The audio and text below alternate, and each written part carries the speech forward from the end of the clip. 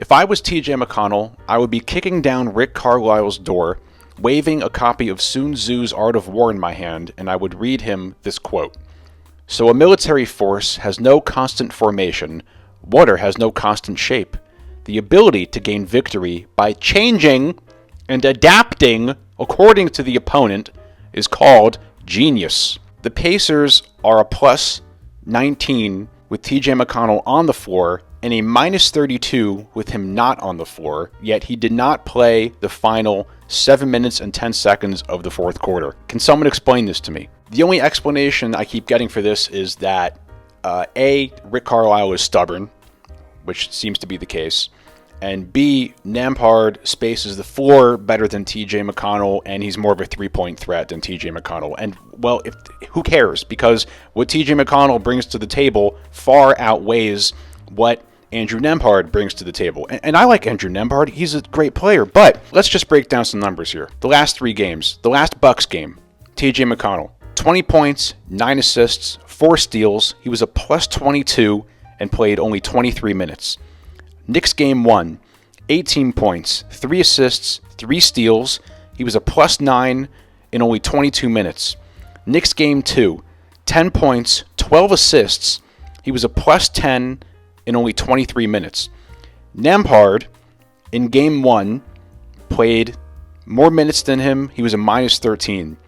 Game 2, he played more minutes than him. He was a minus 21. Why isn't TJ McConnell getting more minutes? When TJ McConnell is on the floor, the Pacers are a much better team.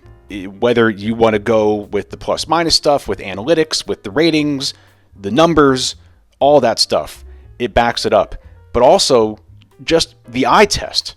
I mean, they look like a totally different team. And once again, I like Andrew Nembhard. He's great. But TJ McConnell puts his fingerprints all over that game when he's on the floor. He brings an identity to that team. And this is not an outlier. As you guys know, I'm a Miami Heat fan. TJ McConnell is a certified Miami Heat killer. December 23, the Heat lost to the Pacers, 144 to 129. TJ McConnell, 20 points and 11 assists in 25 minutes. April of 2024, the Heat lost to the Pacers, 117-115. TJ McConnell, 22 points, 5 assists in 27 minutes. November of 23, the Miami Heat beat the Pacers, 142 to 132. Guess who didn't play that game? TJ McConnell. And I've never understood for a while now why TJ McConnell doesn't play more minutes. I would have done a video on this if I wasn't always doing Miami Heat videos all the time in the regular season. But I went back through some old tweets of mine, and I noticed December 23, I tweeted, TJ McConnell should get more minutes. March of 24, I also tweeted, TJ McConnell should get more minutes. March of 24, I also tweeted that TJ McConnell was the most underrated player in the NBA. I'm not going to post him on there. I don't want you guys following my Twitter. It's a burner account. Leave me alone. But I don't understand what the conspiracy against this kid is. The eye test, he passes it. Data and analytics and plus minus and statistics and the numbers, he passes that. He's been so hot that Knicks fans respect him. You know you're doing something right because Knicks fans hate everybody. Maybe it's because these coaches these days, yes, A, they're stubborn, and B, they have big egos. And, I know Rick Carlisle, he's the reputation of being a very good coach, but sometimes these guys, they have their minds set on something and nothing can change their minds. And they might be just so obsessed with this new style of the NBA, of this, well, you have to be able to shoot threes, you have to be able to stretch the floor, we need spacing, positionless basketball, and all that stuff. But TJ McConnell, he's one of these just tough, hard-nosed, old-school kind of point guards that's just a pest. He's a pest. He's a pain to deal with. He, in a way, reminds me of both Allen Iverson and John Stockton. Stay with me here. Allen Iverson and John Stockton in the way that he is just constantly attacking. When he gets the ball, he just attacks you all the time. He's so good at getting into the paint and just initiating offense. And he's a good defender too. Like, is he going to stop Jalen Brunson? No, Jalen Brunson is so good at this point. He's going to get his. He's going to eat. But it seems like Jalen Brunson just absolutely kills Andrew Nembhard. But at least with TJ McConnell guarding Jalen Brunson, he's a gnat. He's annoying. He's going to stick it to him. He's going to be a pest. And instead of scoring 37, maybe he'll score 32. And I know that whole play going around of Jalen Brunson really kind of like bodying him and scoring on TJ McConnell is going around. And yeah, Brunson is a tough dude. The guy's a tank. But everybody's giving credit to Jalen Brunson on that play, as they should. But when I was watching that, I was actually very impressed by TJ McConnell's defense. I don't know what more you could possibly do on defense on a play like that, especially with Jalen Brunson bumping you the way he was bumping TJ McConnell. Honestly, I'm glad they didn't call an offensive foul on that. This is playoff basketball, Knicks Pacers, and I'm glad they didn't call an offensive foul. And once again, this to harken back to game one, it makes that illegal screen that they called on Miles Turner that much more ridiculous. Because when you look at that Miles Turner screen and the fact that they called that an illegal screen, and then you look at what Jalen Brunson was doing on that play, it's like, come on, let's get some consistency here. And just to let you know that I'm being fair, I don't think either of those should be fouls. Let them play. Let them play. One of the most interesting stats that I came across, and I'm sure everybody's aware of this, is that in both Game 1 and Game 2 of the Knicks-Pacers series, the entire Pacers starting lineup were all minuses, and the entire Pacers bench were all pluses in both games. If I was a coach and I saw that, my reaction would be, okay, maybe we need to retool our starting lineup or our rotations or our matchups or something. Like, something should be done about this. And man, I am really, really impressed with that Pacers bench. McConnell, of course. Obi Toppin has been great. This Ben Shepherd, rookie kid, man, what a good player he is. And Isaiah Jackson, man, just a solid bench they have. Another interesting thing that happened was, of course, Rick Carlisle was ejected in the final minutes of the game, and in the post-game press conference, he was going on about how they weren't getting fair calls because of how they're a small market team and whatnot. I'm always talking to our guys about not making it about the officials, but we deserve a fair shot. And it's just not. There's not a consistent balance, and that's disappointing. Small market teams deserve an equal shot. And then TJ McConnell was asked about this, and he gave a great response. He was pretty much like, I don't care about calls, I don't care about the refs.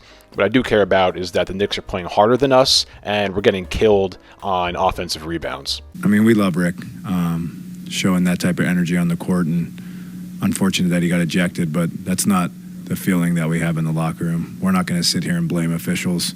We got to be better. It's just that simple. They smashed us on the boards again tonight and just brought more energy than we did.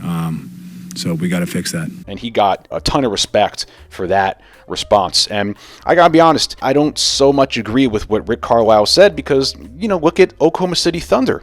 I mean, the Oklahoma City Thunder, that's a smaller market than Indianapolis. Oklahoma City has almost 200,000 less people in it than Indianapolis does. Yet the Oklahoma City Thunder kind of have this, I don't really necessarily agree with it or disagree with it. I don't really have any thoughts on it. But the reputation, narrative, whatever you want to call it, is that they get tons and tons of free throws and Shea gets too many free throws and all that kind of stuff. But as far as the NBA goes, they definitely would prefer Knicks Celtics in the Eastern Conference Finals as opposed to Pacers Celtics, because after all, it is a business. TJ, man, he's just one of those tough Central Pennsylvania kids. Man, I used to play against kids like that in AAU and travel basketball, and I would dread playing against those tough kids from Central Pennsylvania that, they're the kind of kids that just play basketball every day in sleet and rain, snow. All they do is play basketball, and they're just so tough and so good. And he's just one of those kids. He comes from a basketball family. I think his dad is one of the best high school coaches in the history of Pennsylvania. I think he has an aunt or a sister who was like an Olympic basketball player and a WNBA champion and Hall of Fame women's player. Tyrese Halliburton. I don't know what's going on with Tyrese Halliburton. They need more out of him offensively on a consistent basis. He had that great first half where he has 22 points, and then he just disappears and decides that he's just not going to shoot the ball anymore. And that really affected them because they got killed in that third quarter. I mean, I think they lost that third quarter like 36-18 or something like that. And maybe the right idea is to put TJ McConnell out there more with Tyrese Halliburton and force Tyrese to be more aggressive offensively. Like, TJ McConnell is so good at getting into the paint. Maybe he needs to just keep driving and kicking to Tyrese to let him shoot that three and just funnel offense to Tyrese Halliburton. So that's it. There's a quick little TJ McConnell video for you guys, and I really cannot figure out for the life of me why he doesn't play more all the time, let alone why he didn't play the final 7 minutes of that game where he was clearly playing so well. Really makes no sense, and I'm not the only one. Even my dad and I were texting about it during the game, like, where's TJ McConnell? All of Twitter can't figure this out. It's a big mystery.